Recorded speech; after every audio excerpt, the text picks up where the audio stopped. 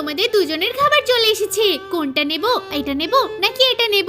এটাই নিশ্চয়ই মুরগির ডিম আছে, নয়তো হাঁসের ডিম, নয়তো রাজহাঁসের ডিম। আমি বরং ওই খাবারটা নেব, ওটাই মাটন আছে। তুই তো সবসময় আমার খাবার নিয়ে নিস। ঠিক আছে, আমি এটাই নিচ্ছি, আমার কোনো ব্যাপার না। আরে বাহ, এই খাবারটাও কিন্তু খুব ভালো। এই খাবারটাই আমি খুব তৃপ্তি সহকারে খাবো। ও আমার থেকে খাবারটা বেছে নিয়ে খুবই ভালো করেছে, কারণ এই ডিমের খাবারটা আমার খুবই ভালো লাগে। এটা বাড়িতে ডিম দিয়ে তৈরি করা হয়, আমার মা আমাকে ছোটবেলায় বানিয়ে দিত। এটা লঙ্কার আচারের সাথে হেব্বি লাগে।